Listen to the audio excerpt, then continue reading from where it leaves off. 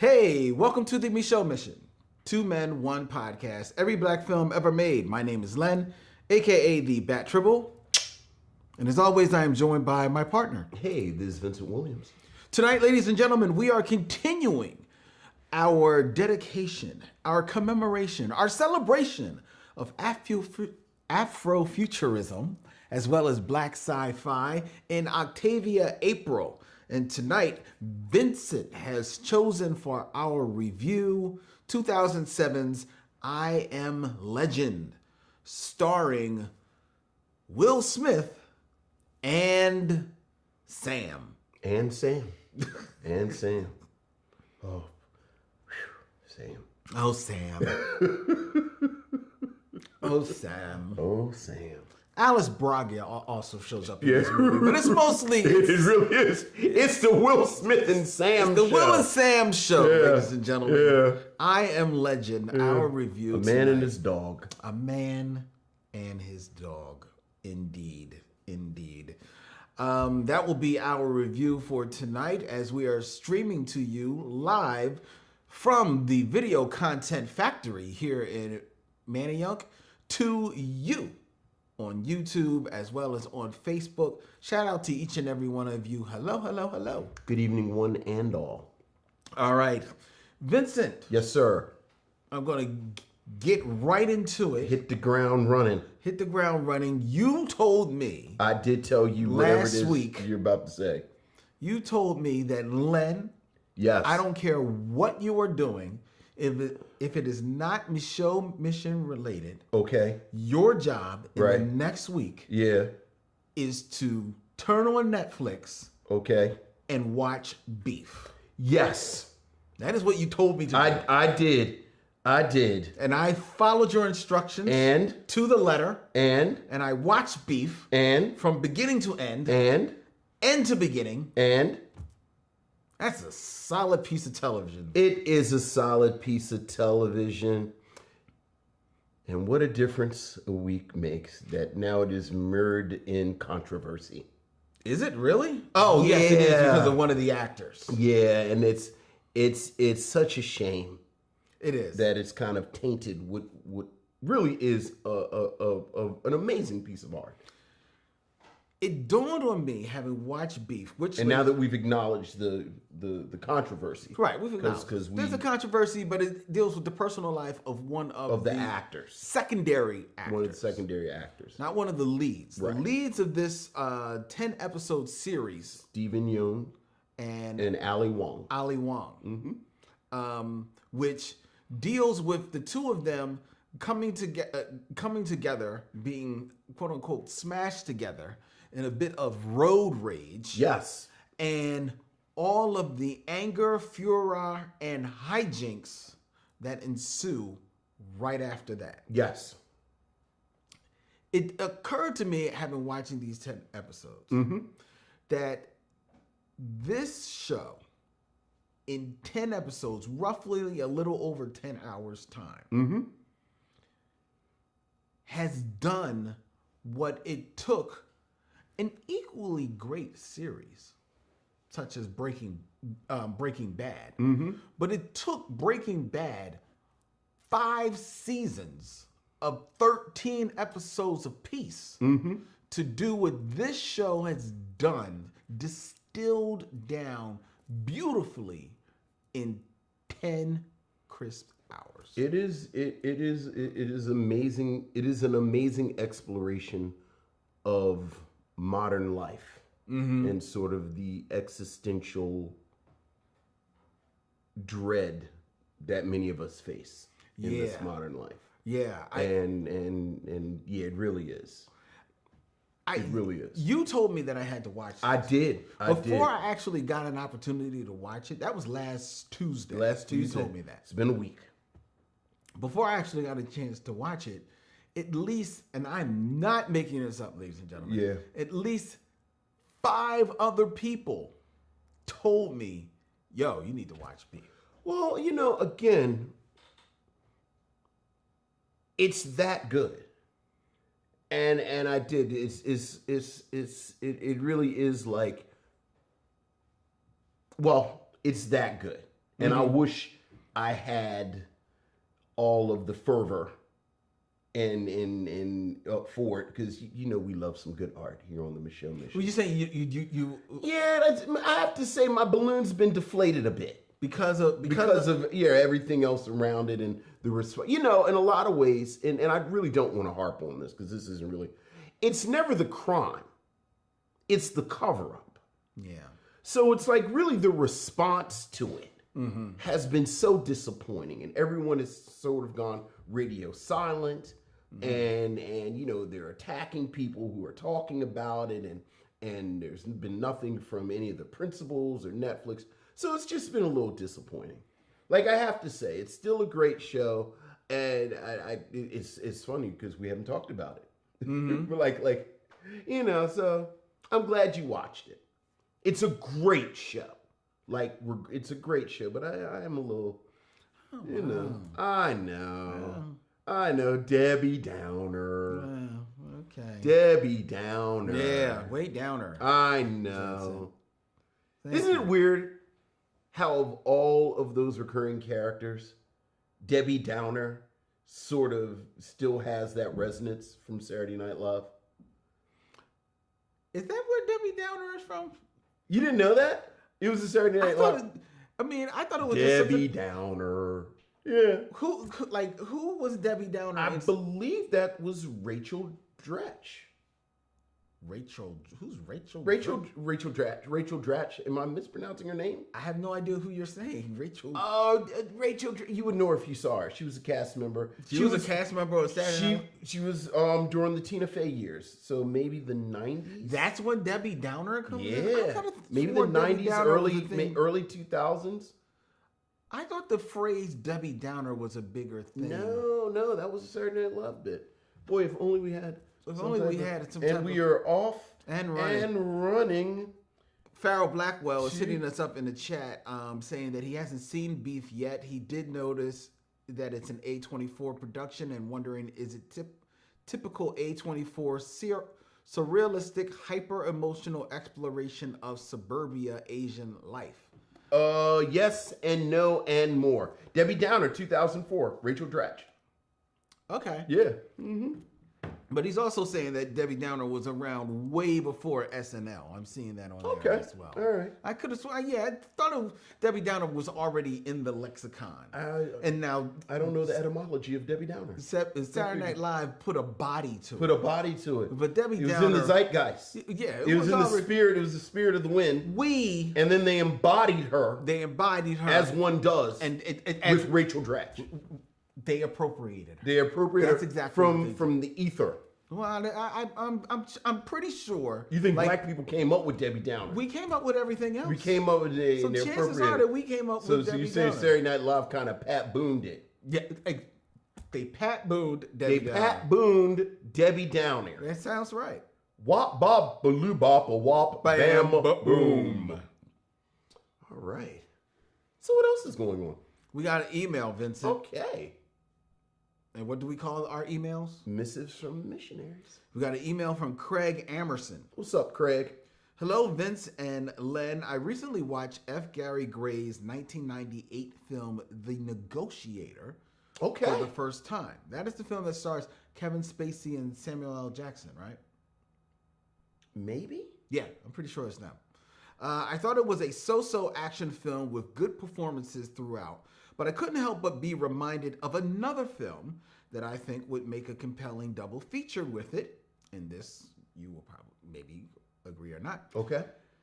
Bill Duke's 1992 Deep Cover. Oh, yeah.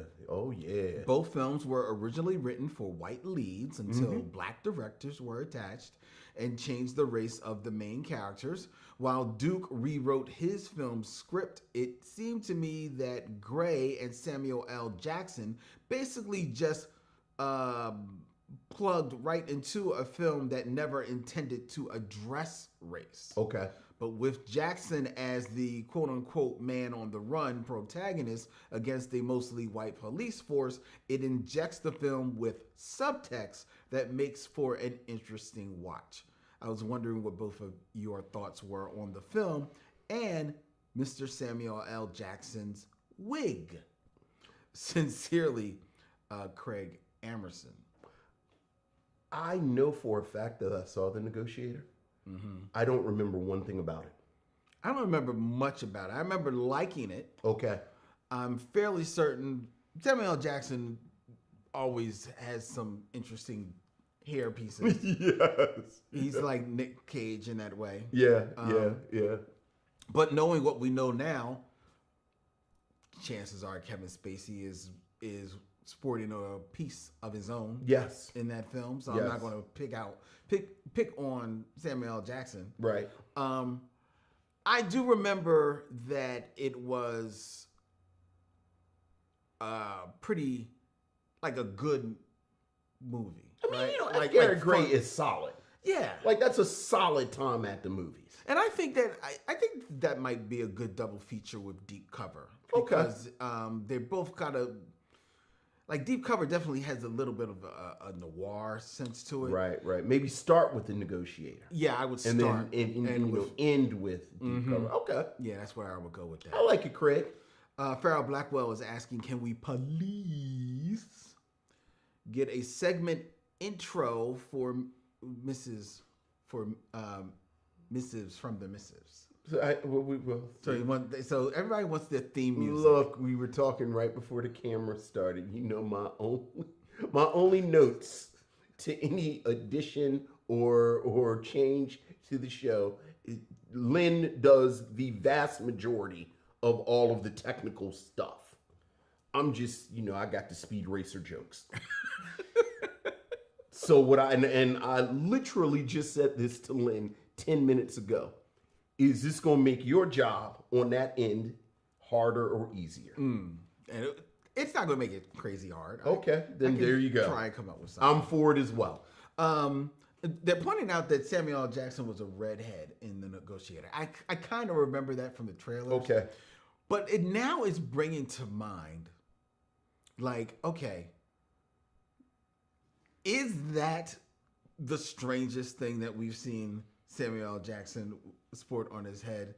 Because I'm thinking of Jackie Brown. I was about to say, I think Jackie Brown is although the Great White Hope white wig is pretty amazing. Is that where he's pretty much a Don King? He's pretty much a Don King guy. But he's got this magnificent white wig. Hair. Yeah. Okay. That's pretty remarkable. Okay. Yeah. He's also got an interesting, almost Jackie Brownish, straightened hair in. What's that movie he does with Bernie Mac, where they're the old singers? Right. Not Sons of Soul. Is Soul Men? I think it's Soul Men or something like that. Yeah, and he does. I seem to remember that from like the poster. Yeah. I remember an interview with him where he says that's part of his thing. I know. Like he gets wacky wigs. Yeah. So. You know who is very interesting? Do you know the actor Cillian Murphy? Yes. He was Scarecrow in Dark Knight. Yeah. Star of the Peaky Blinders yes. on Netflix. He famously refuses to wear a wig. Okay. When he chooses a role, he, figures what the hair is going to be, and then he will either grow or cut his hair. Grow or cut it depending on that. What it is. Well, there you go. I am a fan of him as an actor. Yeah. I'm a big fan of him. All right. But thank you, Craig. And the obligatory, it is a shame that you got fired on your day off. Okay. Why was you even stealing boxes? Yeah, Craig. What's wrong with your life? You need to check yourself before you start looking for theme songs. But speaking of theme songs. It is time to us to get into the top 5. The top 5. The top 5, indeed.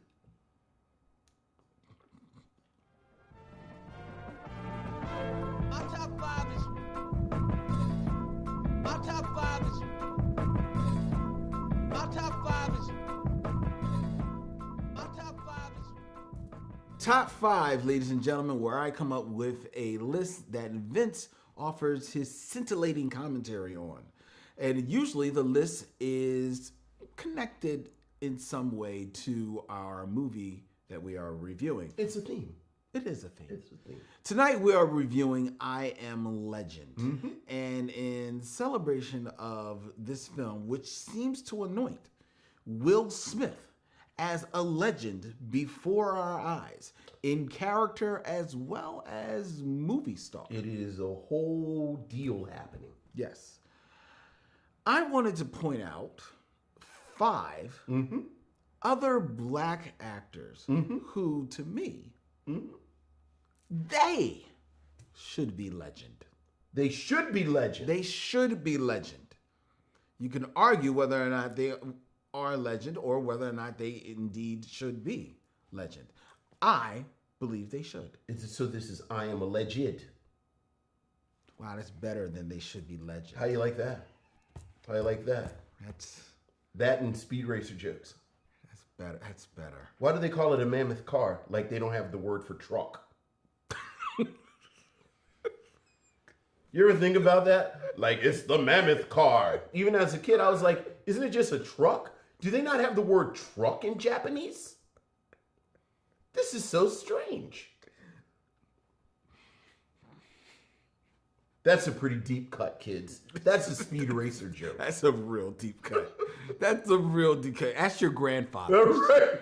The mammoth car. It's like, it's just a truck. Why aren't they calling it a truck? They have pet monkeys that they dress up like little boys, and they don't have the word for truck. What kind of strange place is this? Japan. I Am a Legend. That's better than they should be legend. There you go. Well, anyway, this is why I only come up with the list. I'm going to have you name them at the end of the list. All right. Now, for this one, though, Vincent, I did a little something different. Okay. Because usually I come up with a top 5. Yes. But this one... the whole name of the thing, actually. It is. Yeah. And that name fits. Yes, yes, yes. But tonight... Because when you're thinking about black performers, black actors, actresses that could or should be legends, you could be pulling names for days. It's true. To be honest. You really could. Right? So I've actually pulled 6 names. Okay. And the 6th name, who I'm going to go with first, Okay. this is to represent all of those who... they should be legends, Right. but through no fault of their own, they never really got the opportunity Sure. to showcase, their work. For the most part, the top 5 have had 1 or 2 opportunities to showcase their, why they should be legends, and then maybe they just didn't get other opportunities. But this person represents those who you could see it in them. But they just never got the They opportunity. never really got the opportunity to. Okay. So this honorable mention, or number 6, is Paula Kelly. Yeah, Leggy Peggy herself. Leggy Peggy herself, who stepped onto the scenes in films in 1969 in Sweet Charity. And her last role on film was Once Upon a Time When We Were Colored in 1995. Okay. She was Leggy Peggy, as Leggy you pointed Peggy. out, in Uptown Saturday Night. Yes. She actually performed and was a choreographer for very many television musical specials, including Sammy and Friends, which starred Sammy Davis Jr. She was the co-choreographer of the BBC's production of Peter Pan, Okay. in which she also performed the role of Tiger Lily. Okay. She would perform on the Richard Pryor show, as well as on Broadway in New York, New York, where she did a duet with Gene Kelly Nice. himself. She performed her dance solo at the 41st Academy Awards for Chitty Chitty Bang Bang in 1968. And she starred in the record-setting West Coast premiere of Don't Bother Me, I Can Cope at the Mark Taper Forum. But it really was from as Leggy Peggy that you could see, like, she just pops off screen. She pops. When I fell in love with her. She pops, man. Yeah. And then she would go on to do roles in The Spook Who Sat by the Door. Mm-hmm. She's in Soylent Green. I was about to say, we can do the Charlton Heston trifecta, since we're going to talk about Omega Man. Mm-hmm. And we talked about Planet of the Apes. She's actually great in Soylent Green. She's also in the Andromeda Strain, as well as JoJo Dancer, Your Life is Calling. JoJo Dancer, Your Life is Calling. And a lot of people don't know this about Paula Kelly. She was nominated for an Emmy Award for the first season of Night Court, where she played Liz Williams, the first public defender on that show. She did not return for the subsequent seasons. Do you know why? It was a money thing. She just asked for a little bit of a raise. Right. She got nominated for an Emmy. That was a legitimate question, because I never knew why she didn't come back. They don't speak of her ever. Right, because I do love Paula Kelly. So. I love.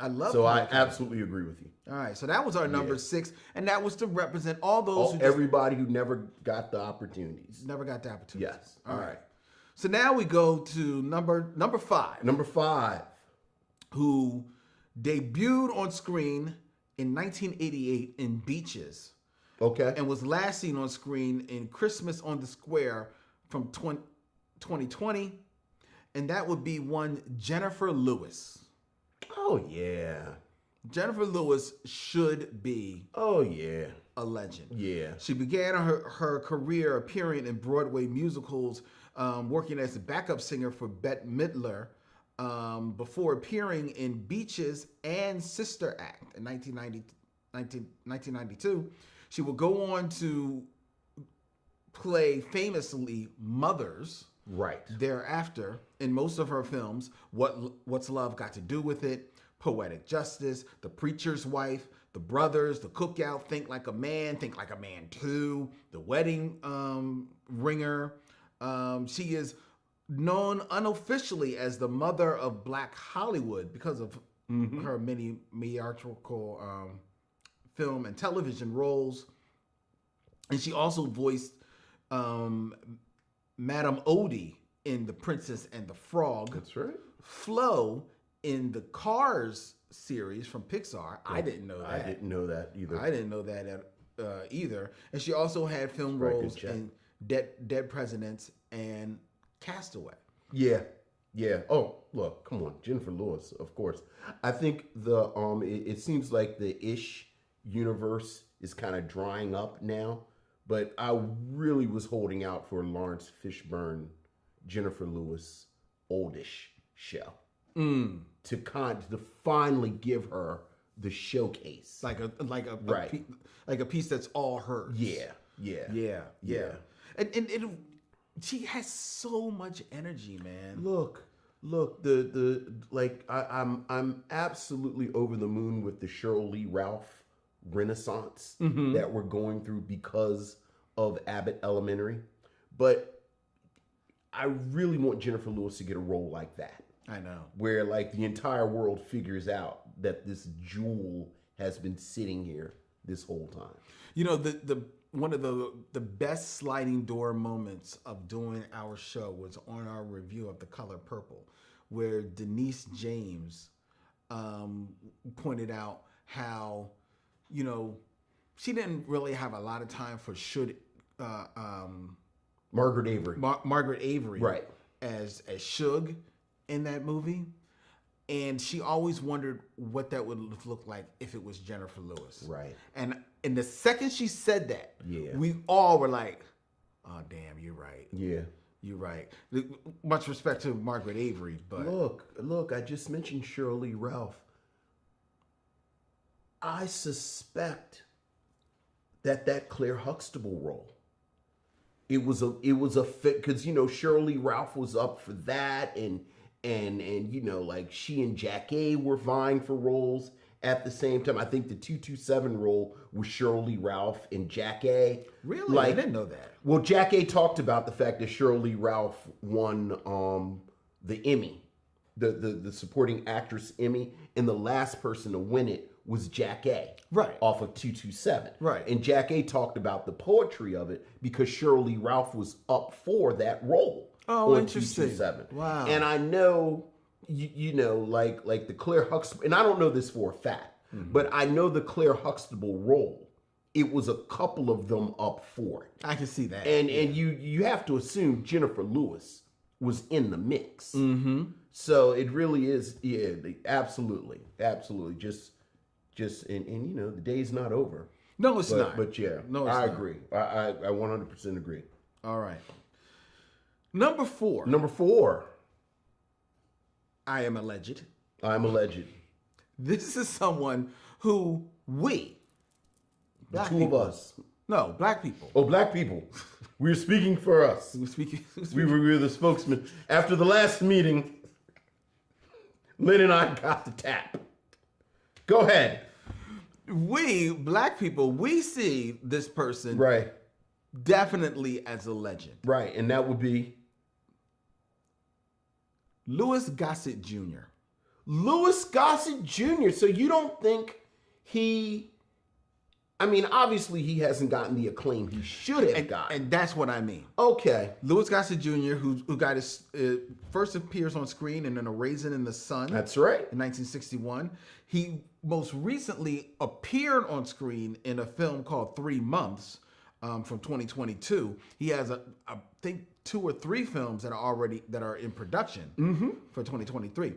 Now, yes, he is a man of much acclaim, over 200 film and television credits. Won an Oscar. Won an Oscar as Gunnery Sergeant Emil Foley in 1982 as an officer and a gentleman. Also won an Emmy Award for his role as Fiddler in the 1977 historic miniseries Roots.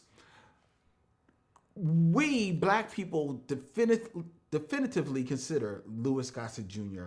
a legend. Right. Right? But I contend that in much the same way that Sidney Poitier, Denzel Washington, Morgan Freeman, Will Smith, and maybe only other James Earl Jones, the way that their names just ring out worldwide as unabashedly a legend in everyone's eyes, It should be. Louis Gossett Jr. should be on that tier as well.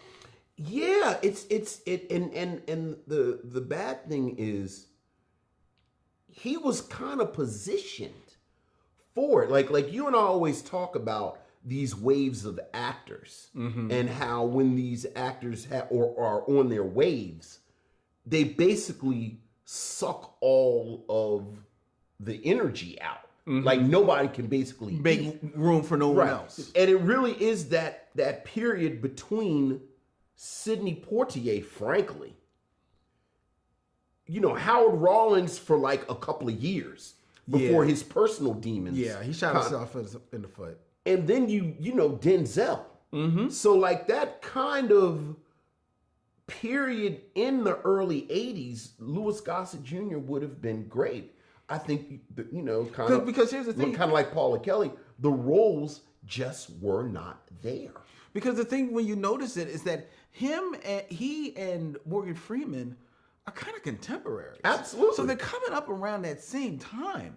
So why is it that Morgan finds a lane and Louis Gossett, Well, he can't really. I mean, you're calling him and you just mentioned it.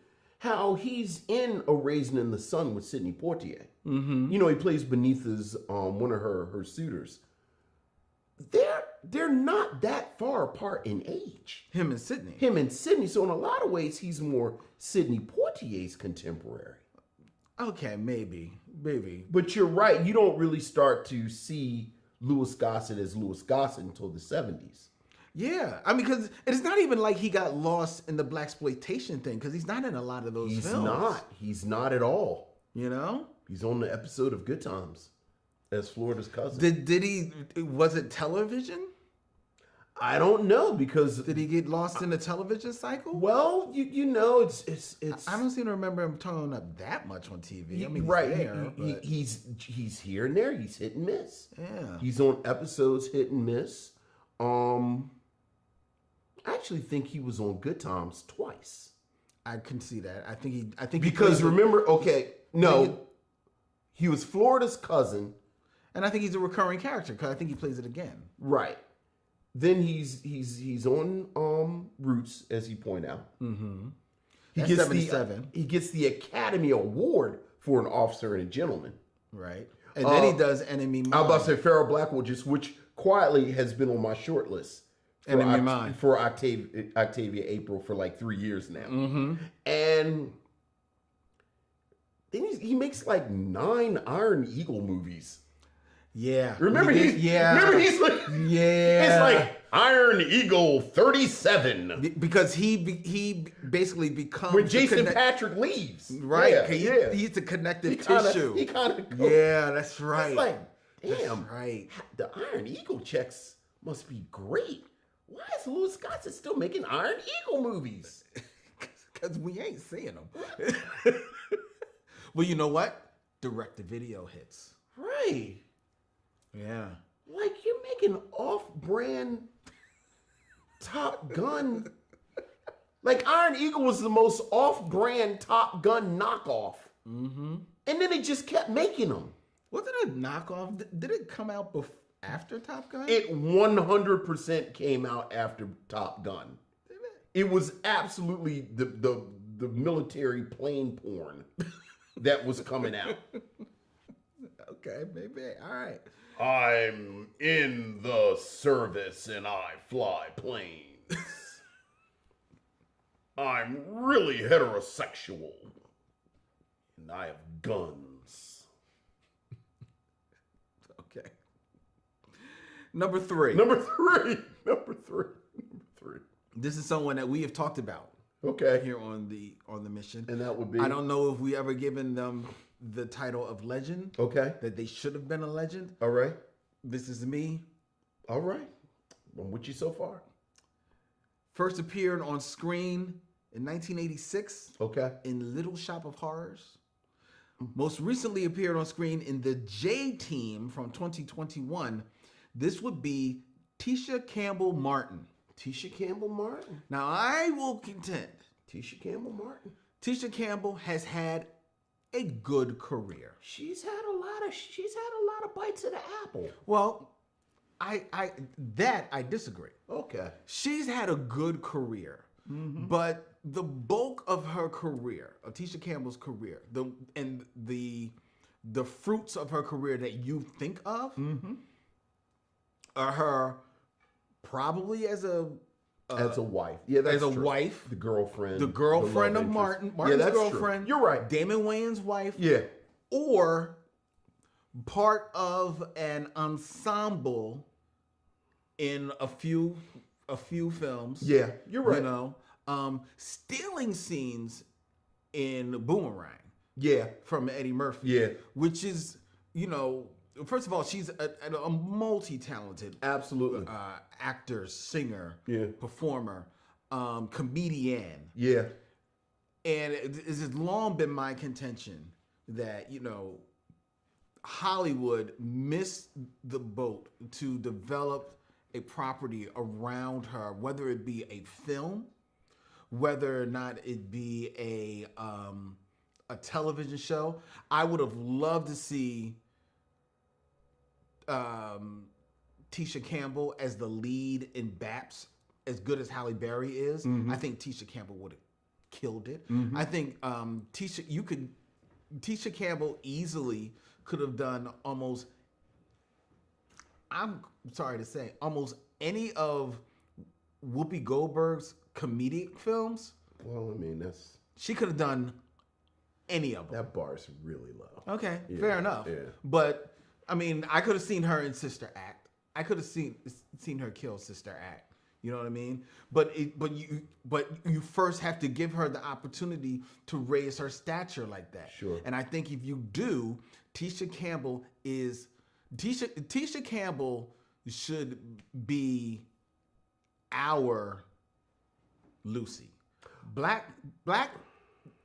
people, we don't have a Lucille Ball. I was going. She could be our Lucille Ball. She should be. I was going to say I don't understand why somebody hasn't given her and Tichina Arnold a girlfriend show. Coming out for Martin. And the two of them coming out from Martin, coming out from Everybody Hates Chris, where she would show up periodically. We're not even there. Coming out for Little Shop of Horrors. Well, I mean, yeah, you know what I mean. Come on, man. Yeah. I mean, I agree. Yeah, I agree. So do you agree? Because your first contention no. was She's had visibility, but she hasn't had lead roles, right? Which, like you said, you and I have talked about that many times over the years. Happens a lot with black women, black actresses. Yes. So yeah, absolutely. I see in the chat someone is suggesting that black people's Lucille Ball should be Regina Hall. Yeah. I push back on that because Regina Hall has been far more successful in film than Lucille Ball was. Lucille Ball doesn't get to television until her late 40s. And then she blows up and she becomes a super mega star. She's just an okay star. Right. She's not a star. So you're saying part of being Lucy is having a little age on you. Well, I'm saying that if Tisha Campbell was not destined to get the pop in movies that she deserved, but definitely stood out in films, much like Lucille Ball did in her roles. Lucille Ball goes toe to toe with the Marx Brothers in one of their movies. If she was not destined to get that, then coming off of those films, coming off of even just the drama of Martin, if someone can't look at that woman and to as you noted, Tichina Arnold, it doesn't say that we can't craft something around these two and give them a show where they can excel, that's the crime. Because that is the moment where she can take that divergence to becoming our Lucille Ball and thus cementing the legend status that she deserves. There you go. Now she's I Am Legend. Yes. I like it. All right. Who's next? All right. It was that extra one. See, it threw you off. Oh, that threw me off. I really championed for Tisha Campbell, so I'm glad you were with me on that one. Number two, easily could be number one. Interchangeable, in fact. Got her start in films in 1978 with Remember My Name. Okay. Most recently seen in 2022 in The Gray Man.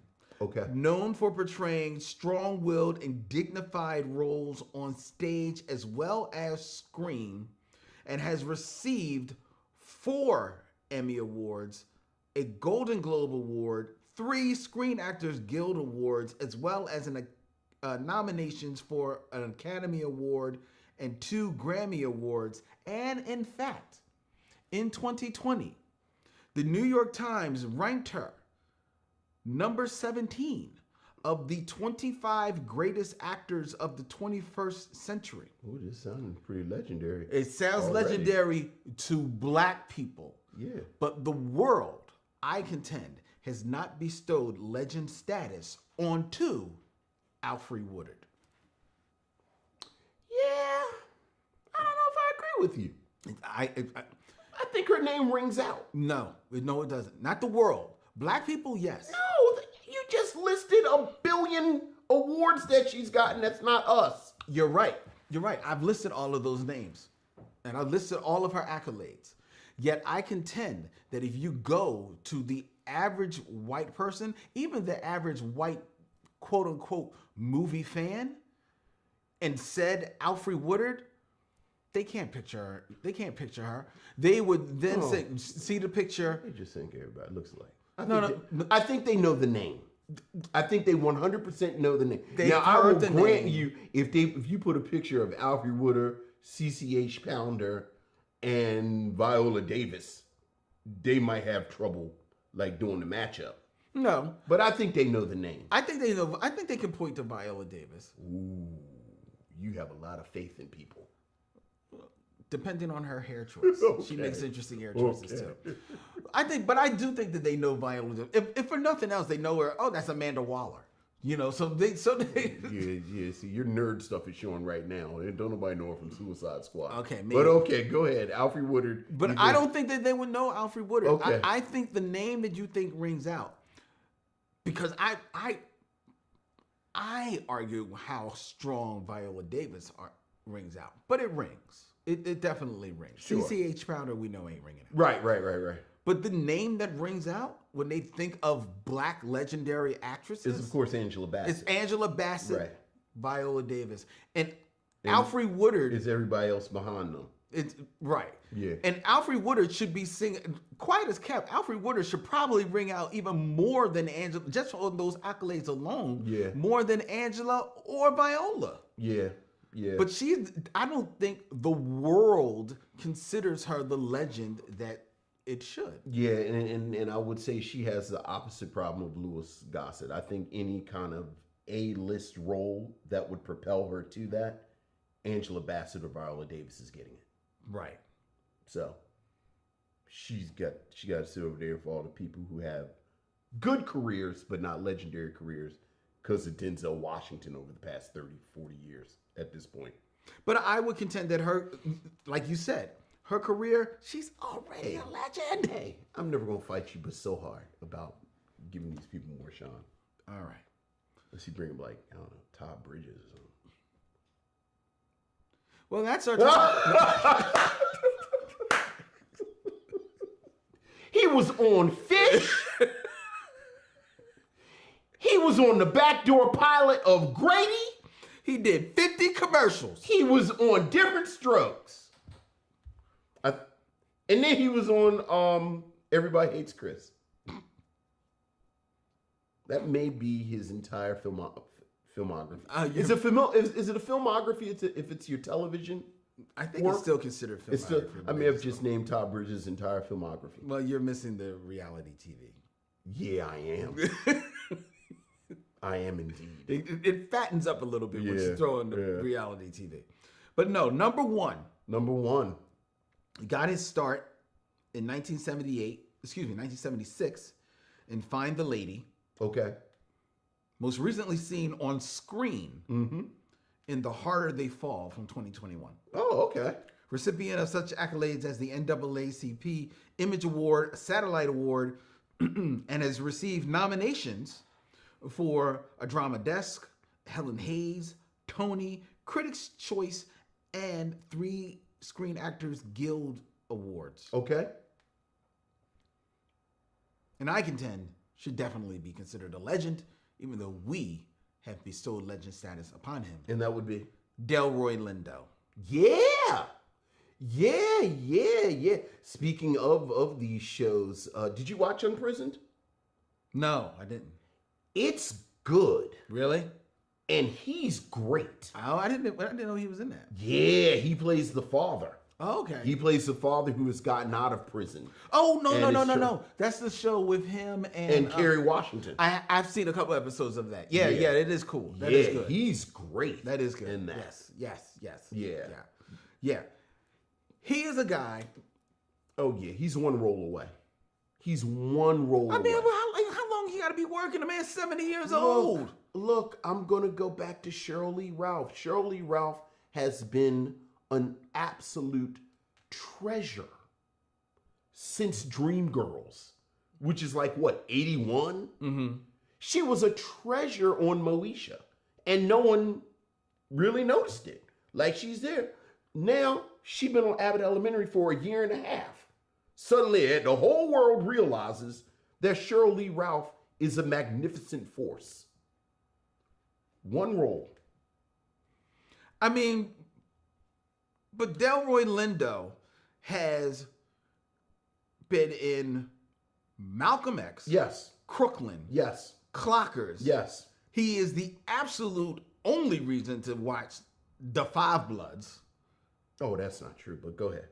He, the New York Film Critics Circle Award for Best Actor and the National Society of Film Critics agreed because they both awarded him Best Actor for his role in The Five Bloods. Yeah, but they didn't say that was the only reason to watch it. Go ahead. Okay, all right. He's killed it if you're a fan of the sequel to The Good Wife, The Good Fight. Everybody talks about how much him and he kills it on that show. Was The Good Fight ever on network television, or was that just on Paramount Plus? I think it was just on Paramount Plus. Okay, and that's the problem with that right there. Okay, maybe that's the problem with that. He kills it and Get Shorty.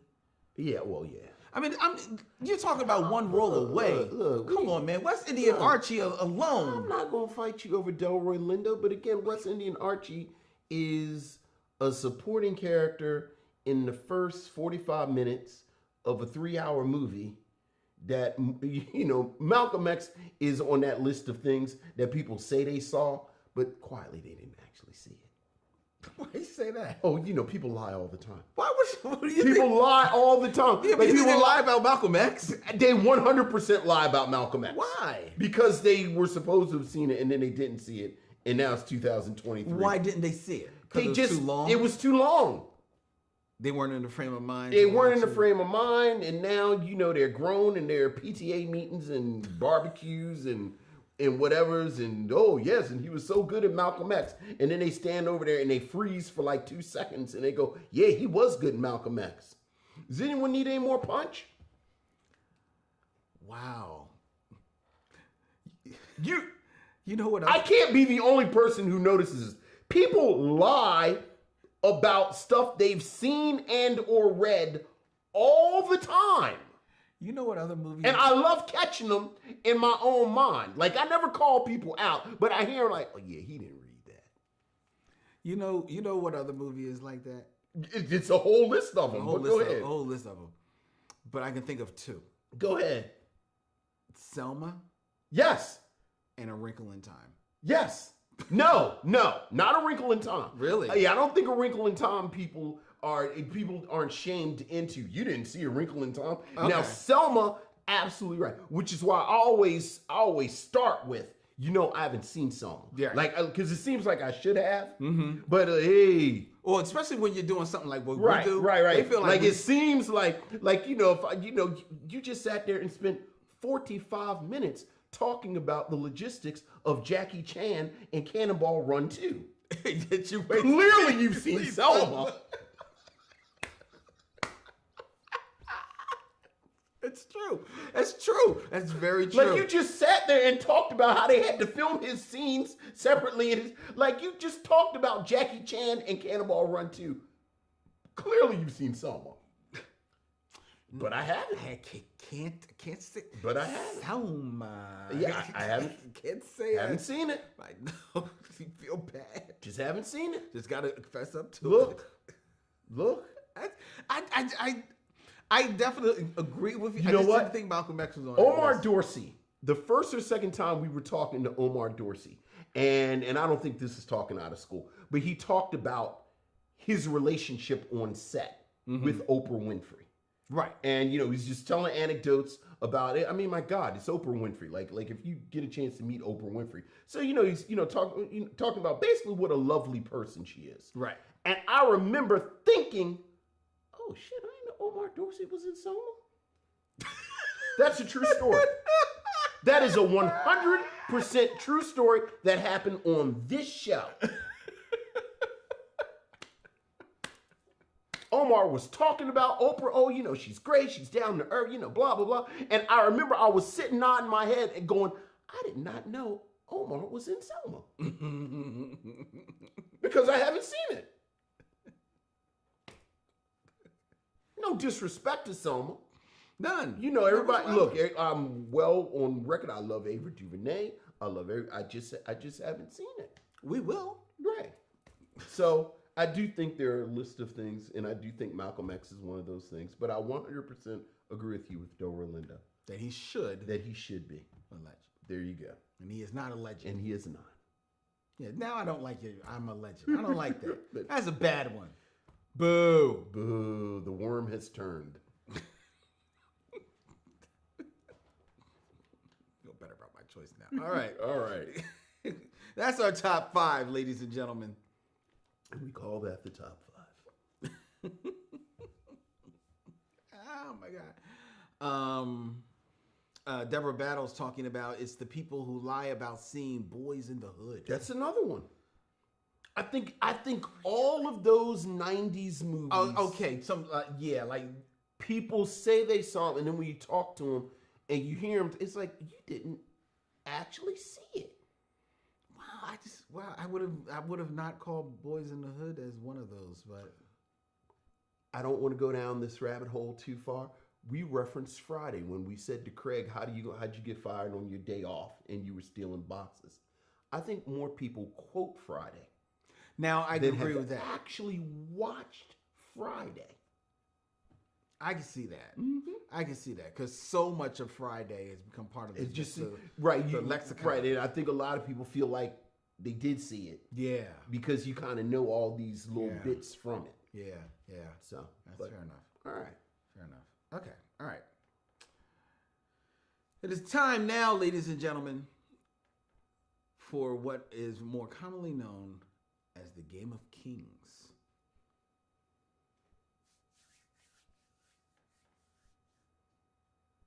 What is actually the Game of Kings? Chess? probably. I know King's disease is gout. Makes sense. That's the key. 6 degrees. What a person can do with just a sensitive touch and a sensitive sound. It's ridiculous how quickly this happens. Go ahead. We're running. I was waiting for the light and I didn't see the light. All right, go ahead.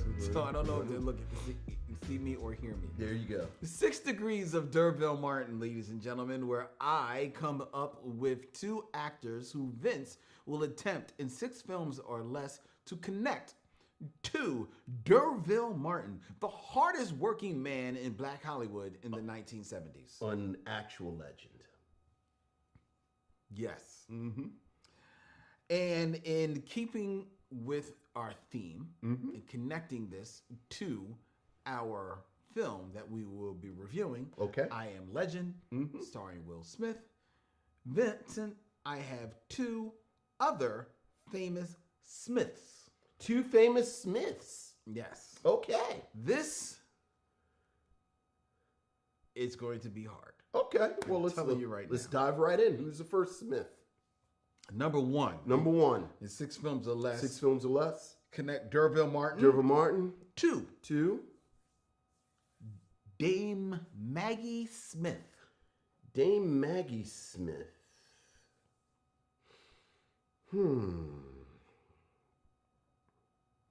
So Dame Maggie Smith. All right.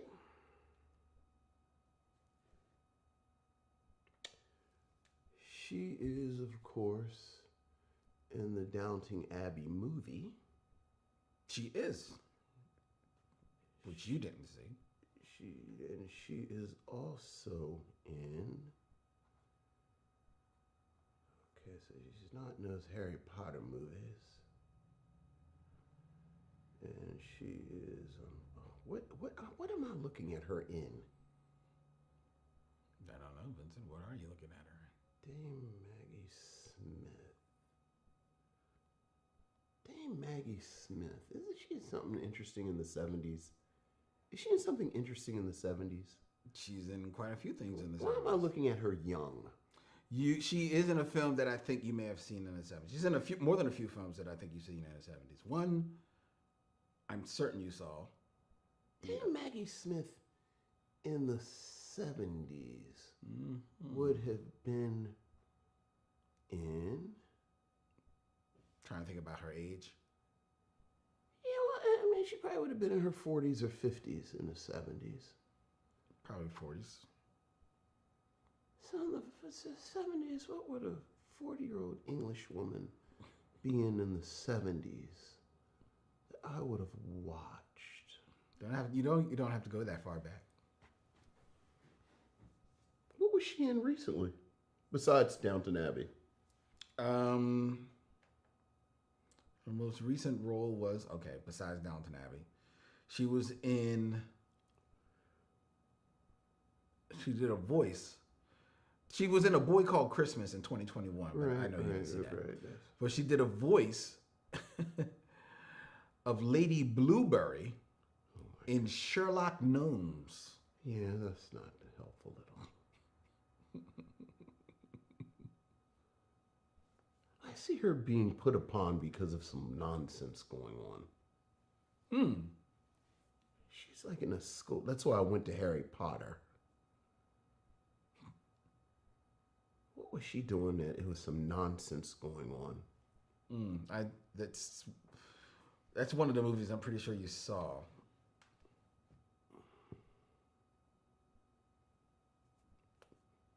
Was she in one of the Princess Diaries? One of the Princess Diaries?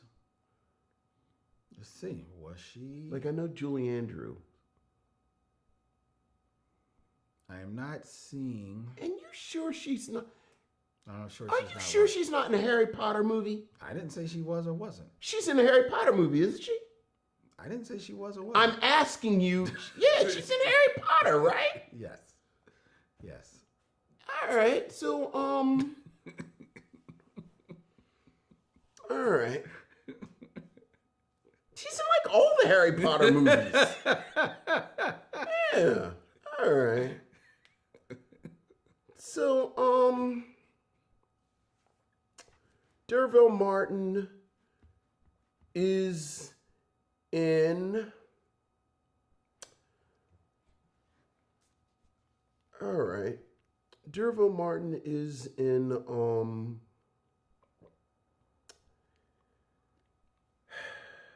Derville Martin, make it a little interesting. Derville Martin is in 5 on the Black Hand side with Leonard Jackson. Leonard Jackson is in Boomerang with Eddie Murphy. Eddie Murphy is in Coming to America with Samuel Jackson. Right. Who is in Jungle Fever with Halle Berry. Okay. Who's in X-Men with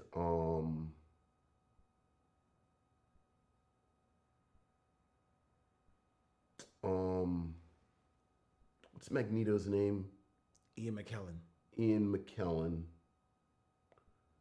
Who's in He ain't in Harry Potter. He's not in Harry Potter. I'm mixing. No.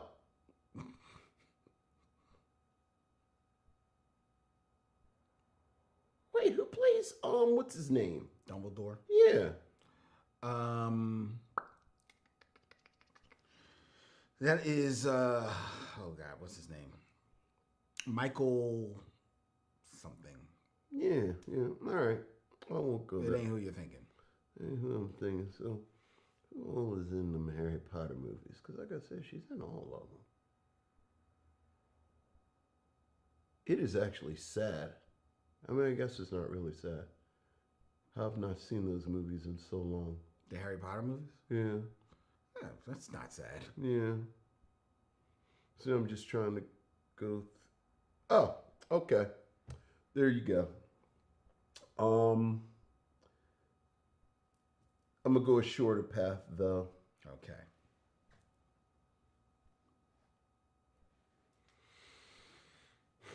No, that's not him either. Damn, who all is in Harry Potter? You are real. You're going what seems like an easy route, But it's just hard. You're going. Give me you're what making else it is way she harder. in besides them damn Harry Potter movies? Okay, I'm trying not to give it away. Probably ain't no black people in Harry Potter movies. I'm trying not to give it away, so let me give it another one. Yeah. Did you see the Best Exotic Marigold Hotel? I did not. You did not? Okay. Did you see Gosford Park? Divine Secrets of the Yaya Sisterhood? No? Not coming up there? No. Okay. All right. I'm going to give it to you, but I'm giving you, I'm still not doing the most easiest movie. All right. Okay. But this movie is a player. Is a layup. All right. What is it? Hook. Oh, is she in Hook? Mm-hmm. Really? Yeah. According to IMDb. Yep. Yeah. All right. Yeah, she's a Hook. Yeah. Oh, I can see her now. Yes, she's in I Hook. don't remember her in Hook at all, but okay.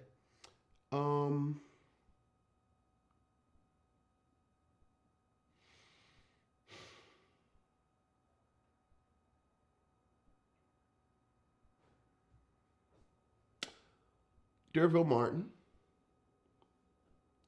is in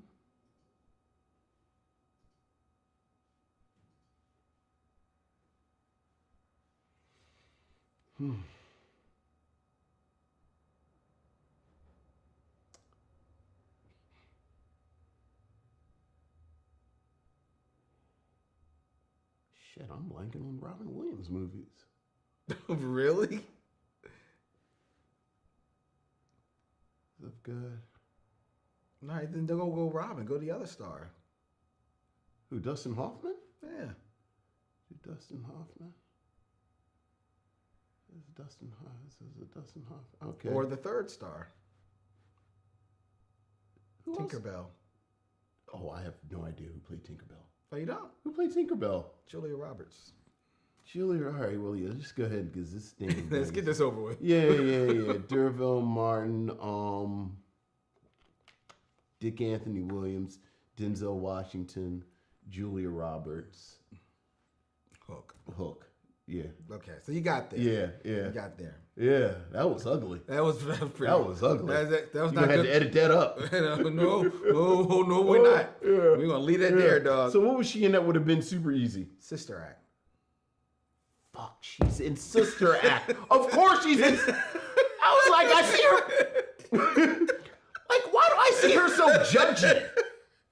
She's so judgy. There are shenanigan that she doesn't like. Because it's Sister Act. You went back to the 70s. I was like, I where did. the hell are you I going? did. Like, dog, you do I not. did. All right, go. Who's the next Smith? Give me the next Smith. Wait a minute, I'm gonna give you some other layups. Yeah. Because there was Sister Act. Yeah. There was also, I don't know if did you ever see the original Death on the Nile? No. Okay, so I wasn't sure if you saw that, but she was in that. She was in California Suite with Bill Cosby and Bill Richard Cosby Pryor. and Richard Pryor, yeah. Mm-hmm. And she was in, now this one I know you've seen, Okay. Clash of the Titans. That was the first movie. Here's the thing. You can't really get to Clash of the Titans. There's nobody really in Clash of the Titans. Why not? Laurence Olivier. That's his last movie. Yes. Yes. Who remembers that Laurence Olivier is in Clash of the Titans? Maggie Smith is in it. Yes. Maggie Smith. Laurence Olivier. All right. Who's my next Smith? That was real. Yeah. That was real bad. Yeah. Maggie Smith. Well, you couldn't pull the Harry Potter movies. I know. Why couldn't you pull the Harry Potter movies? You were so wrapped in Dumbledore. I have not seen. You could have went Alan Rickman. I was thinking about Alan Rickman. You know what? I was thinking about Alan Rickman in Die Hard, but then I had gotten confused. I was like, I think that's Alan Rickman, but yeah, I was going. Gary Oldman. Yeah, Gary Oldman. He's in that one, right? Because he's the werewolf uncle. Right. Yeah.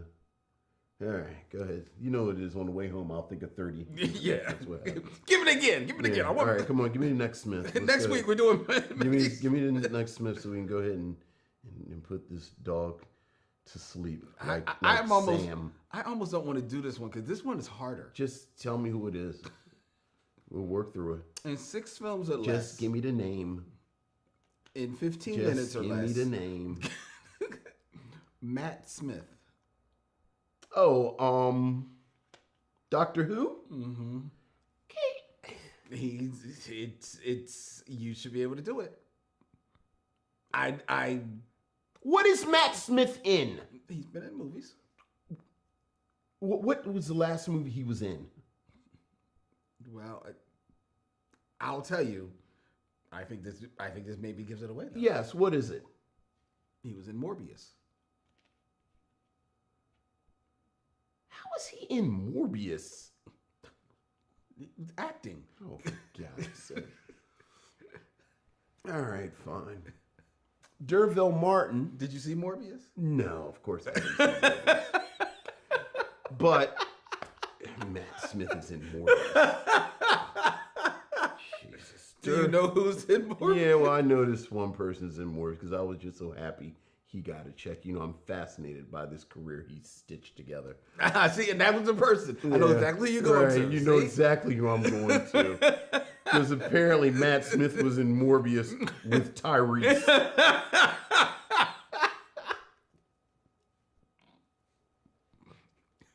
Who's?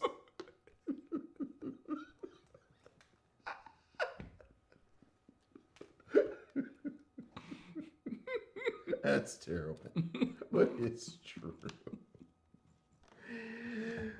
And Tyrese is in.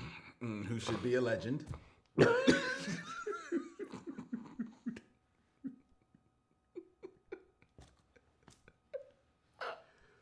Oh my God. Tyrese. Can't even say the man's I can't.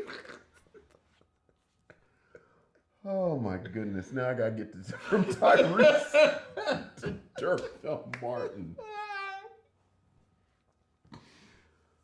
All right. Tyrese. All right.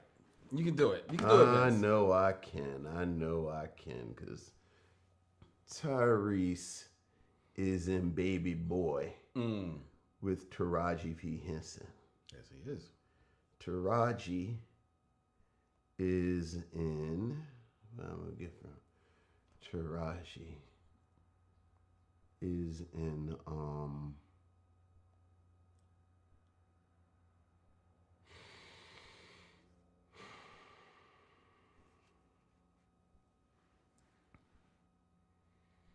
Hustle and Flow Okay. with Terrence Howard. Right. Terrence Howard is in the first Iron Man with Samuel Jackson, who is, of course, in Mo Better Blues with Dick Anthony Williams, who is in Five on the Black Hand Side with Derville Martin. Very good, Vincent. You got there. Yes, so I used Tyrese. You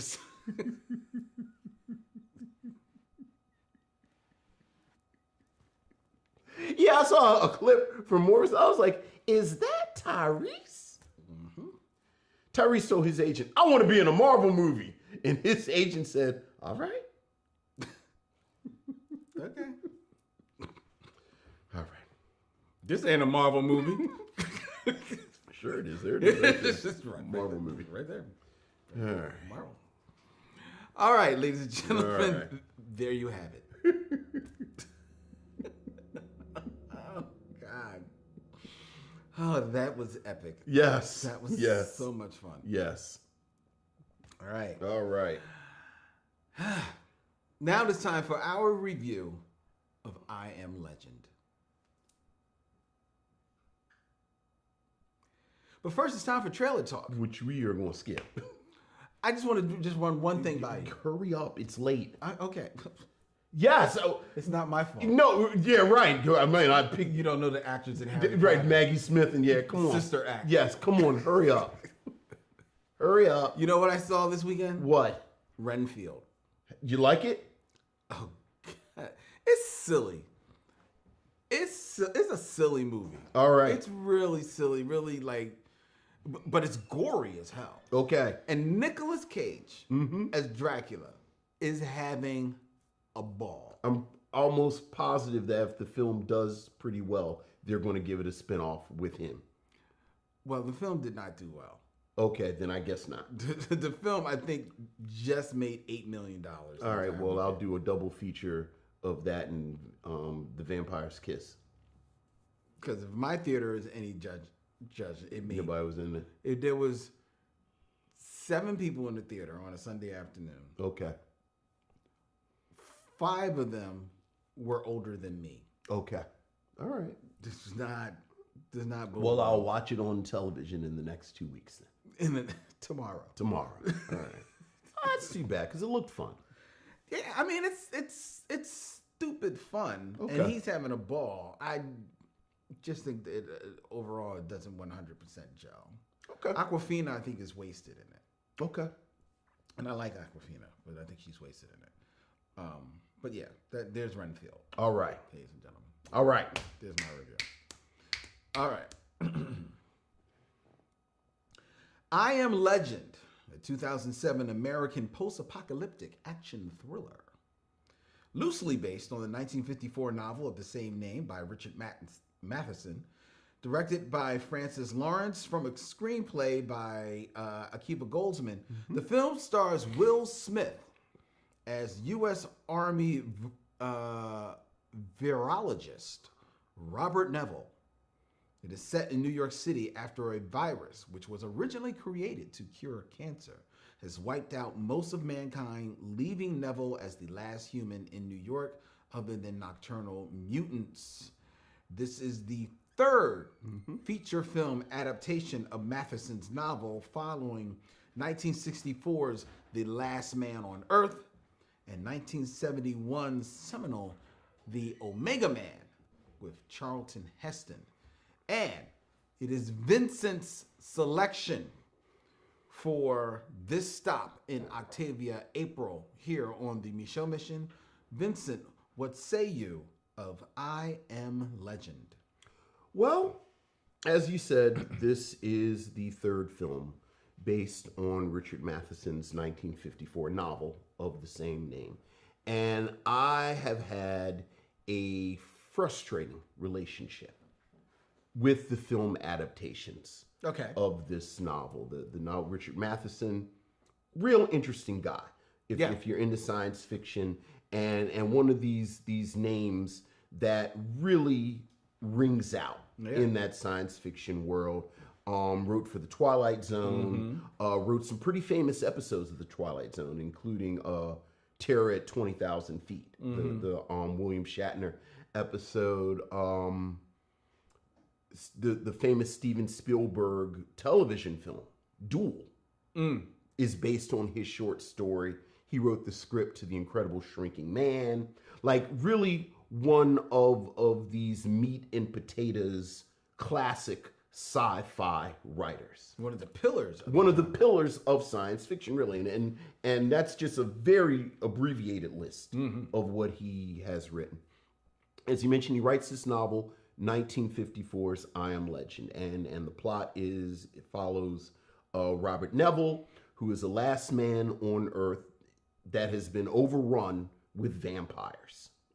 And the whole novel is about him figuring out how to survive. He, how to get, murder the vampires, go on and so forth.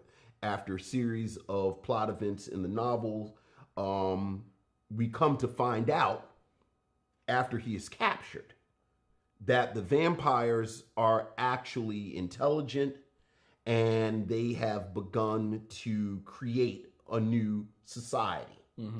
And from their perspective, he is this genetic throwback. Exactly. Who, because they're vampires, they sleep during the day, that when they wake up, this is someone who during the day hunts and murders them.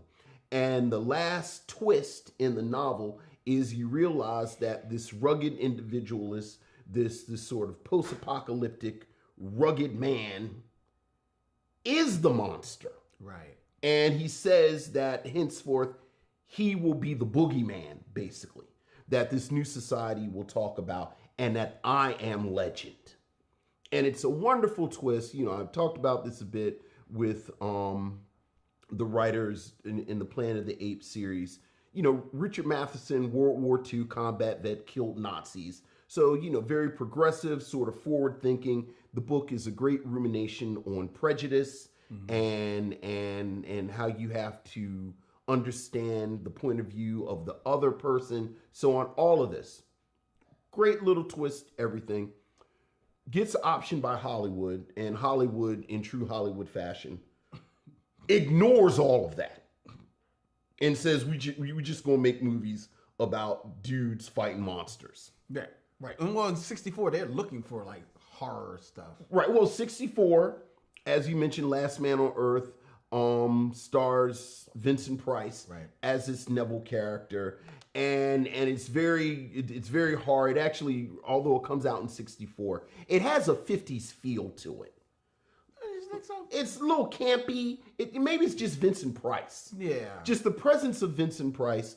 But for our purposes, which you have to understand, at the end, when he is overrun and he's killed, he gets hit by a spear and gets killed. Vincent Price proclaims that he is the real last man on Earth. Yeah. And that these mutant vampires aren't real people. So, again, all of that, you got to understand the point of view of the other person is completely out the window.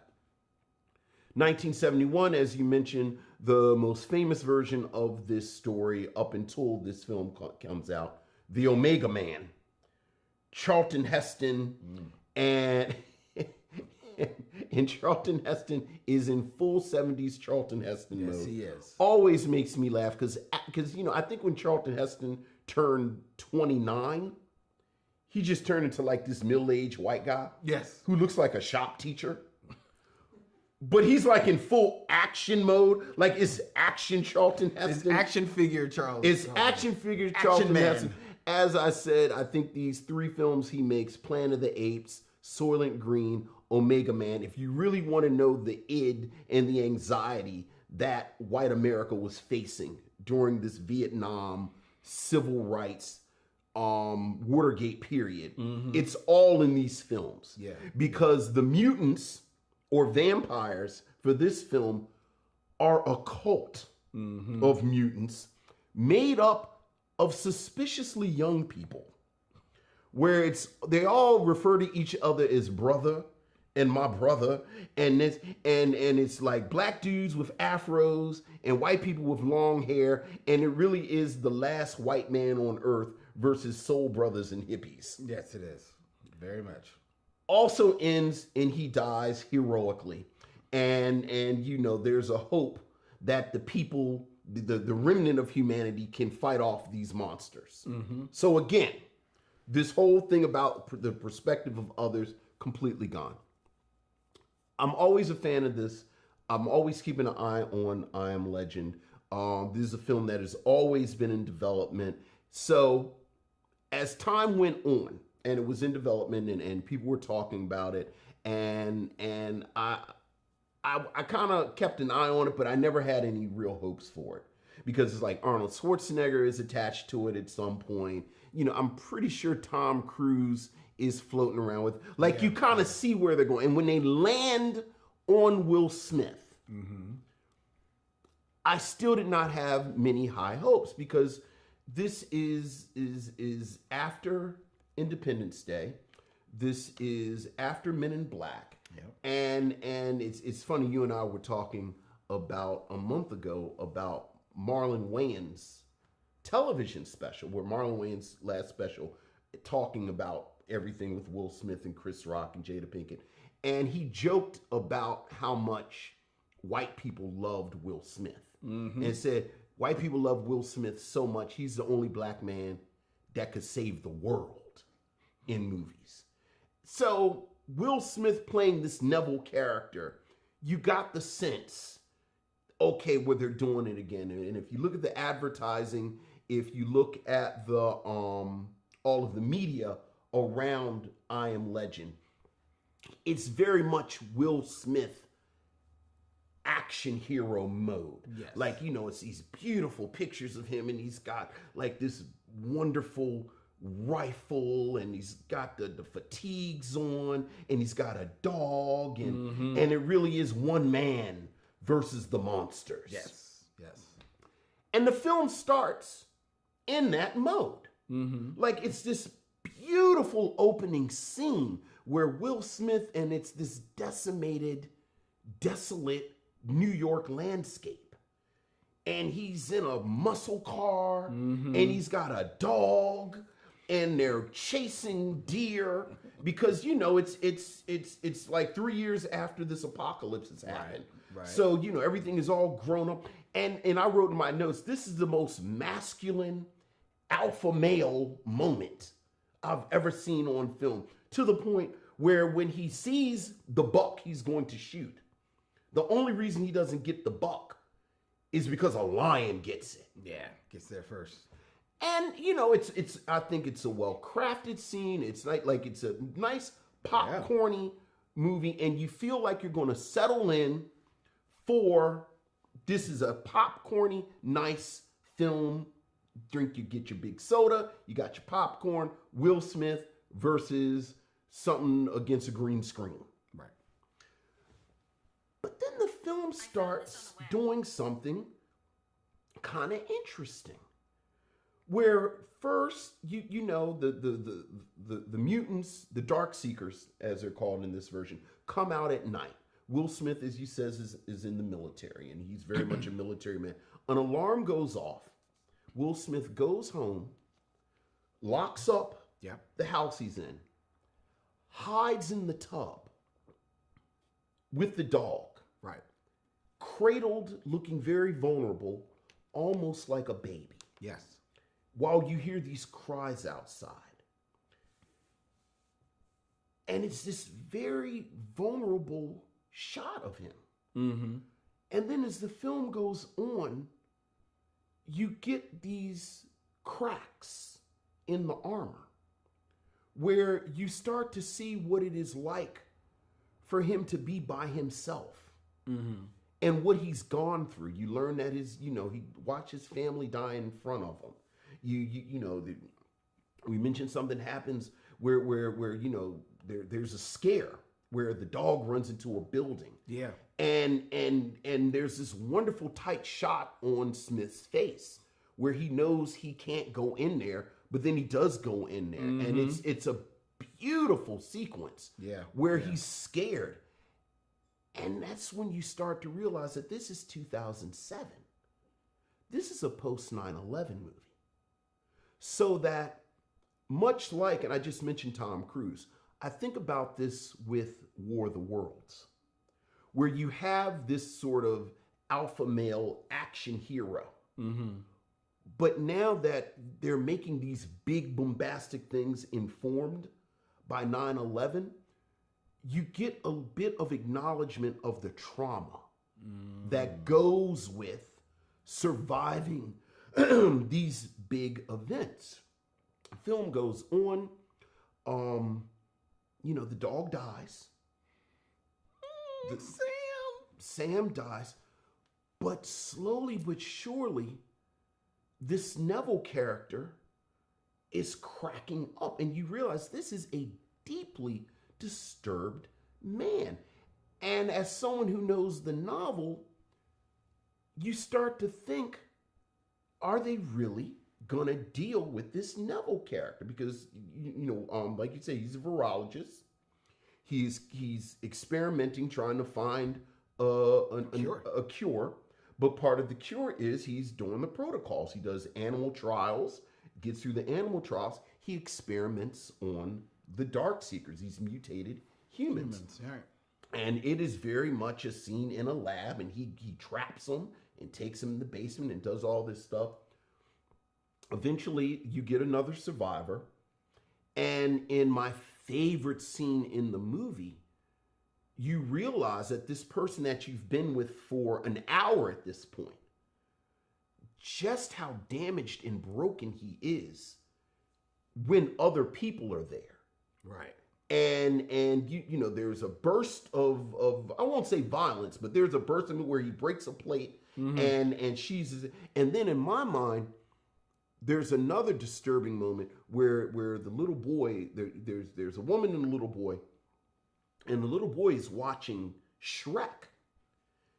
And Neville starts doing the dialogue with the movie, and the camera pans back and forth. between the woman played by Ana Braga, who, as you said, doesn't have a lot to do, but you know, she does what she's supposed to do, and the little boy. And the camera pans back and forth. And you can see this is not a man who is well. Right. Goes on, the film gets to the end where he has captured this female mutant to experiment on. And the film has sort of breadcrumbed that there's more going on with these dark secrets. You know, they don't spend a lot of time, but there are these breadcrumbs. You get to the end, and just when you think they're going to go the novel route and say that he's the monster, the film blinks. And you never get the full resolution that he's the monster. The mutants come in and he goes out in a blaze of glory. Right. And then that's the end. But that's a theatrical cut, because the original cut actually nails the ending where, come to find out, the mutants who've been chasing him all along have been chasing him because he's been kidnapping them and doing experiments on them. Right. And that this final confrontation is about the leader's mate who he's captured. And there's an alternate ending that they shot initially that shows them acknowledging this. Test audiences hated this, because who could believe that Will Smith could be a monster? And they had to alter the ending. So that with a theatrical ending, I think what you have is a solid movie. Like I said, I enjoy this movie. Obviously, I like the alternate ending better.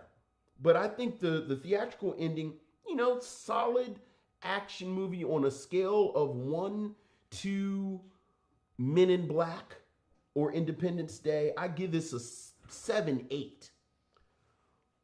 But I really wanted the alternate ending because that makes it a much more interesting film. Got you. All right. First of all, I didn't watch. What was the Vincent Price movie? The Last Man on Earth. I didn't watch The Last Man on Earth. I couldn't do it. I did turn it on. Right. And And then you I can't do it. I can't do this. Yeah. I can't do this. Yeah. But I did watch The Omega Man. Okay.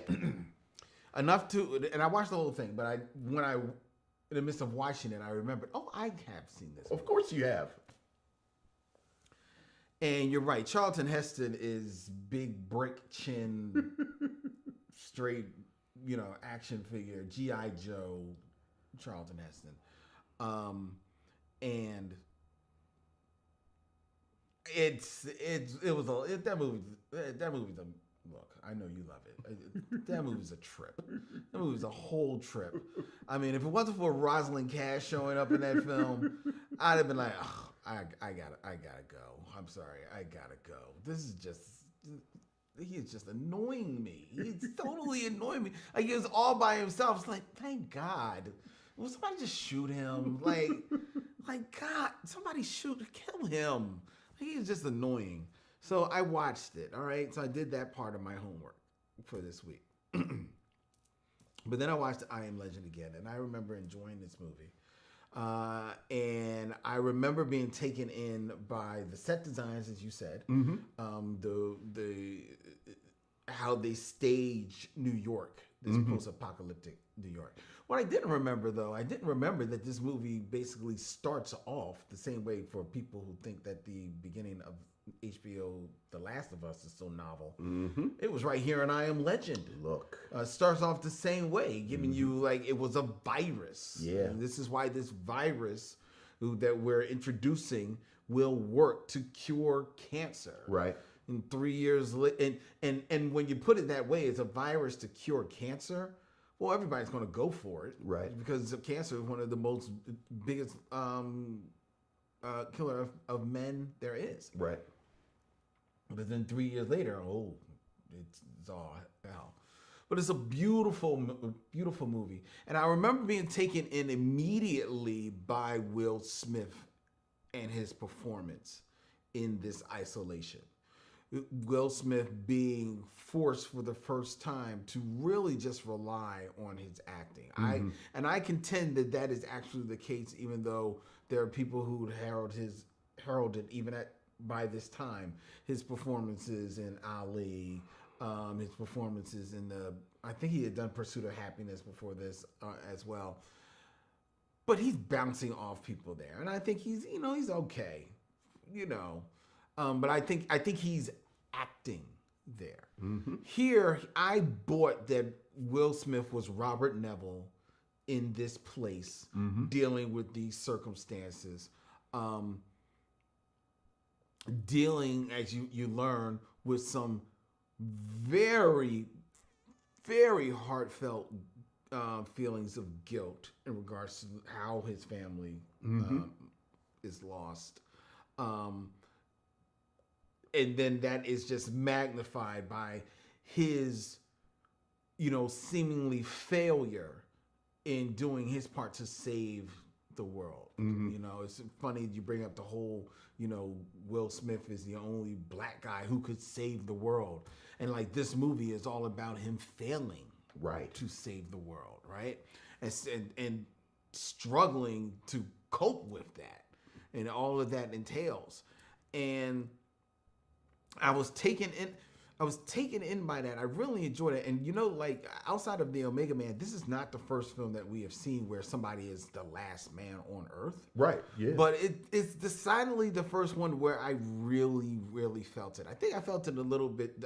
I certainly felt it in the caverns of the world, the Devil and Tomorrow. No, that's not the name of it. The World, the Flesh, and the Devil. Yeah.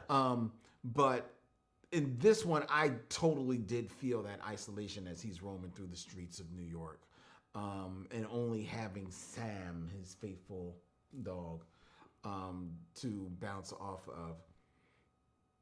So I think it's a really masterful performance by him, and I think you're right. It is a smart film when you start to learn and how the movie kind of like just slowly seeds the intelligence of these mutants, how they are learning to adapt with their circumstances. They're not quote unquote vampires as in the novel, but they can't come out in the daylight. Right. So they stick to the dark, right?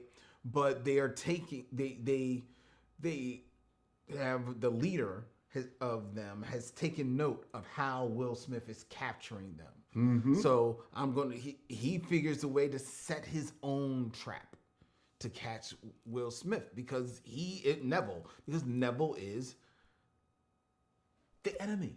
Yeah. He is in their minds, he is the antagonist, it's a totally different way. Totally, like they are the heroes of this film, and I love that. I love just that seeding of them. I honestly could have done without Alice Braga's character because I just love that dynamic there. But I recognize that you needed her for expository reasons, if nothing else. And she, she fits the bill. She does well. But it is so smart, and you see everywhere where they're going, and you see all the dominoes lining up in this movie. And then if you're in the movie theater, you leave the movie with the dominoes still standing. Right. Because it never takes that turn. You see it coming when he captures the one mutant and then slowly over time he realizes that, oh my God, I have created a cure and this mutant is being cured, right? You can see there was a reason why the mutant that he collected was a female. Okay. There's a reason why the movie wants you to see the light of intelligence in the leader of these mutants. Right. because you can put two and two together Right. and see that connection. Yes. You can see why he is adamant about getting to Robert Neville at the end behind this like plexiglass where the cured mutant is. Right. You know, you're just waiting for the camera, the cut between the leader and the cured mutant. Right. But they never show the cured mutant again because they totally screw the pooch on the ending theatrically. Yes. And then just take this baby pansy way out to seemingly tie everything up in a bow. And it just leaves what should truly be a legendary movie on the cutting room floor. Yeah, and again, it's like I think your domino imagery is so apt because it really is right at the end. It's because it's again, there. the film does this wonderful job showing this man falling apart. And I mentioned when Ana Braga and the little boy come in, but the moment when he catches the female mutant, and then he's taking notes at the end, and he says, they're now, one tried to come out against the light and denied self-preservation, and he says, and the only reason I can think that this happened is because it's completely feral to the point where it doesn't even have self-preservation. And then he says, no, I actually wrote it down because it's such a great quote. He says, he says that there's no typical human behavior entirely absent. And the camera lingers. Right. So that as the viewer, we've already put two and two together. But you realize he's so far gone. He can't recognize love. Exactly. And when you've seen the film more than once, I also pay a lot of attention to all of the pictures on the back wall. Oh yeah. Of all of the Dark Seekers that he's been experimenting on over these 3 years. Which in the alternate ending, you get a real static shot of it. Okay. That it drives home. He is the monster who's been preying on these people. And as you said, it totally screws the pooch.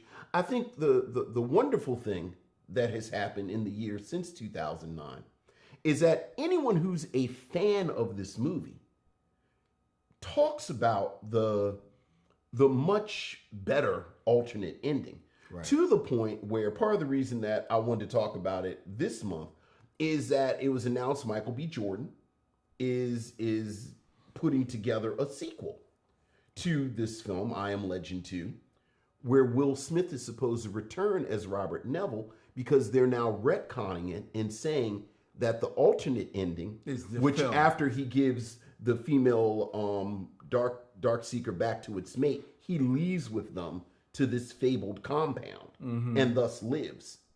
That ending is now the canonical ending of the first film. So we're all like they're actually going to Bobby Ewing it. It was all a dream. It was all a dream. None of this actually happened. And I think that's fantastic. I'm so glad you said it because one of my controversial takes, that now it's both of our controversial takes. I know all the cool kids talk about pursuit of happiness or 6 degrees of separation if you're a real hipster.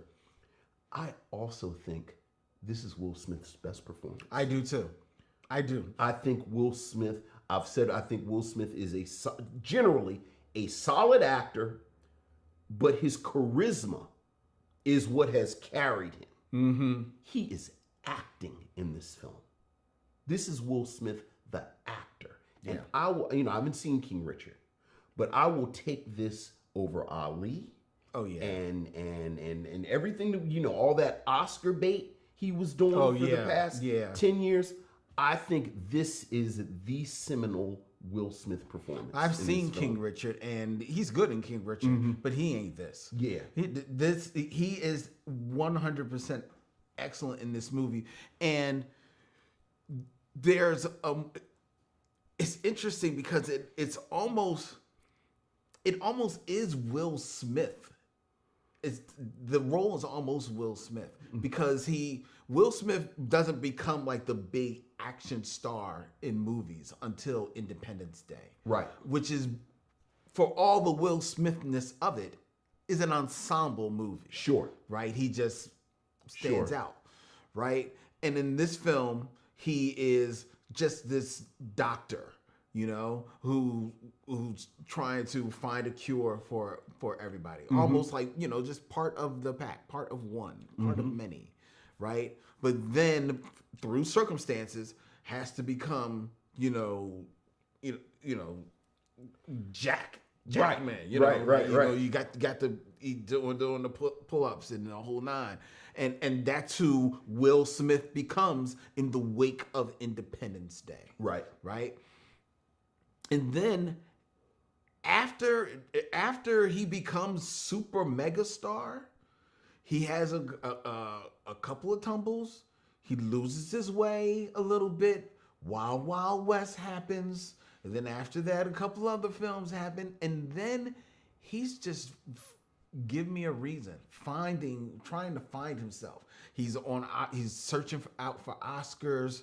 And he can't get out of his own way, a la King Richard and the infamous slap. That's Robert Neville.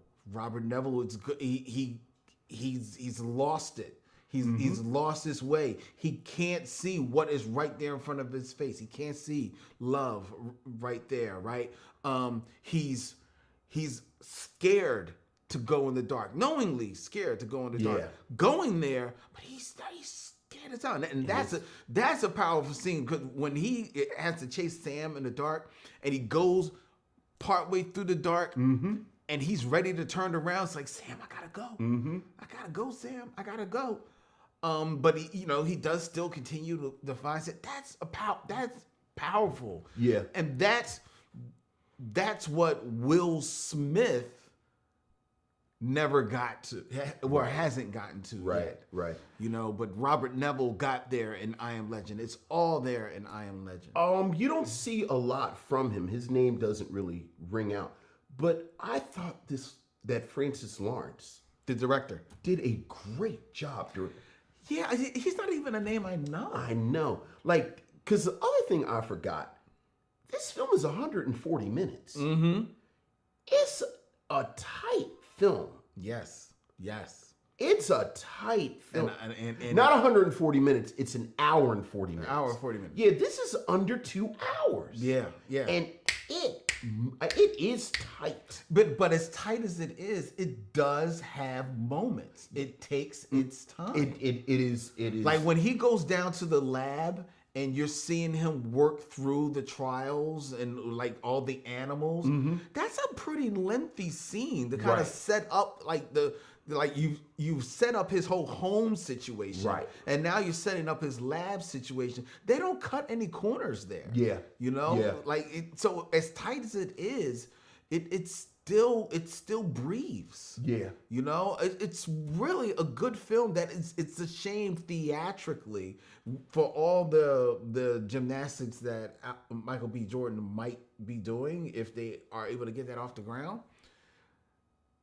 Theatrically, which is, let's say, most people have seen that cut. It's a letdown.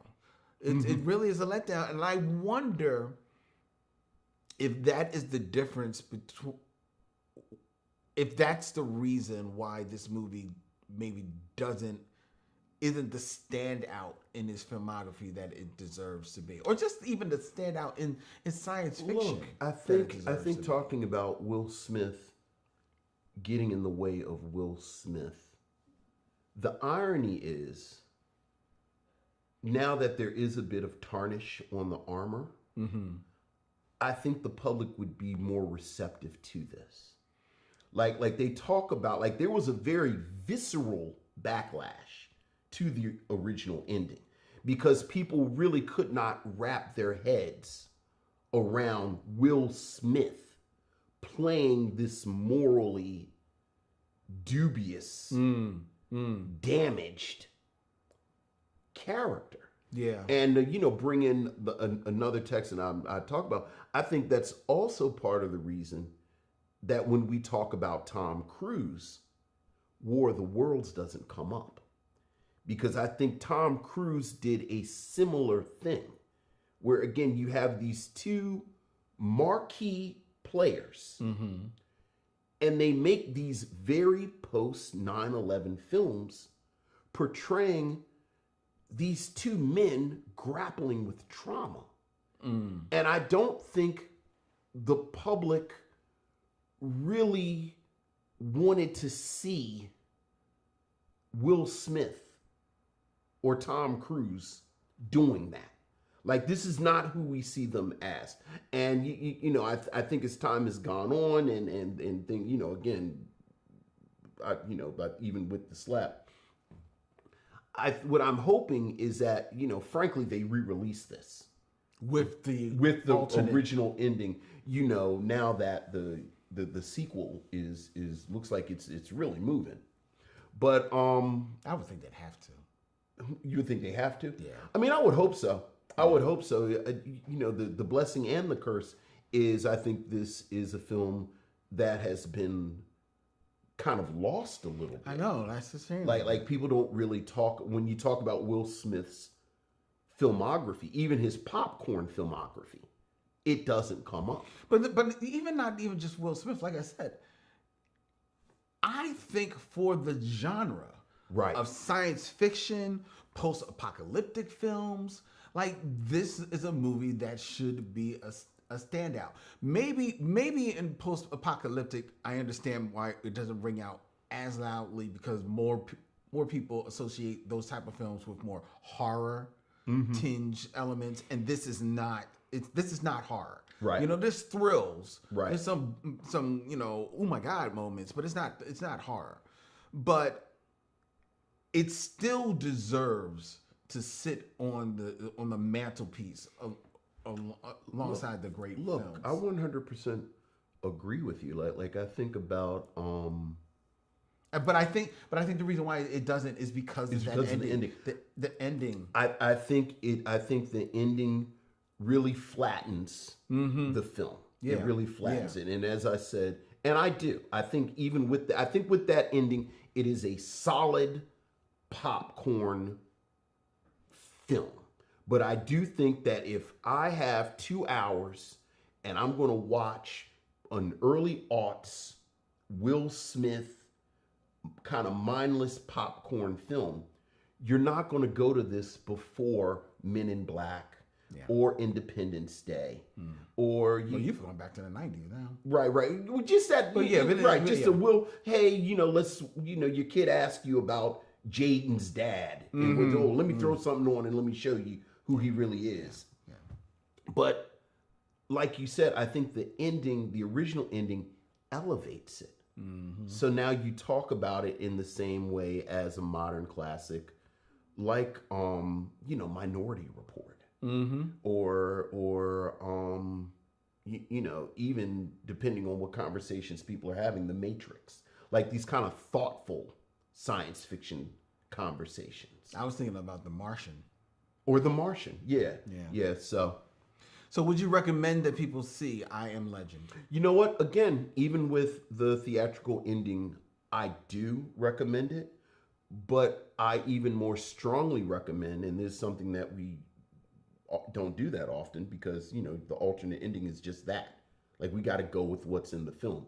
But because of I'm going to follow the lead of the film industry, I strongly recommend that you watch this with the alternate ending. Yeah. I agree. I think that if you're going to sit down to enjoy I Am Legend, then you owe it to yourself to make sure that you are watching it with the alternate ending so you can enjoy the full breadth, not only of Will Smith's performance, not only of the direction of Francis Lawrence, but also the entirety of the story by Richard Matheson. Yeah. Yeah. Well, there you go. Well, there you go. All right, ladies and gentlemen, there you have it. That is our review of I Am Legend here on the Micheaux Mission. Before we tell you what we're going to be reviewing as we close out Octavia April next week, I invite you to follow the Micheaux Mission, 2 men, 1 podcast, every black film ever made. Go to our website where you can hit swag and check out all of the cool designs and gifts that we have available for your buying and gift giving pleasure by way of our good friends at TeePublic. The Micheaux Mission is on all of your favorite social media. We are on Instagram, Facebook, and Twitter at the Micheaux Mission. On Facebook, we have the Micheaux Mission Facebook group where you can get in and join the conversation about all your favorite movies and Hollywood topics. And if you want to talk to Vince and I, hit us. Send us an email. Email the Micheaux Mission at micheauxmission@gmail.com. That's micheauxmission@gmail.com. Or why don't you just call us up? Tell us what's on your mind. 215-967-9666. 867, excuse me. Thank you, Dylan. Dylan over there with the correction. 215-867-9666.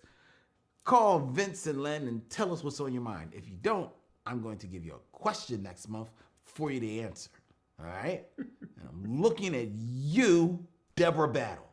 I'm looking at you, Miss McKeeba. I'm looking at you, Farrell Blackwell.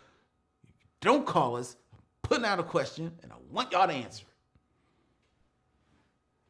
The Micheaux Mission is a proud member of The Podglomerate Podcast Network. The Podglomerate, they make podcasts work. And you can also subscribe to us on YouTube at Micheaux Mission, where we are putting up not only our shows, but we're putting up some edited portions of the shows, the top 5s. We're going to have 6 Degrees of Derville Martin's going up there. You best believe this one is going up.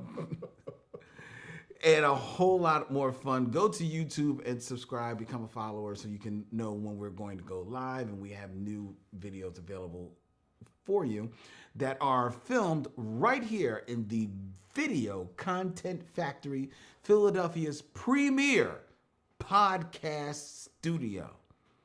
Check them out at thevideocontentfactory.com.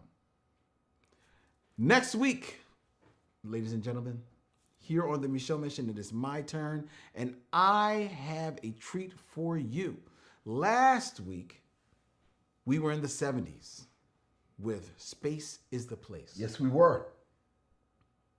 This next week, we're journeying back just 1 year, 2022, to a film that many believe is the direct descendant of Space is the Place, and thus the direct descendant of Sun Ra and the orchestra.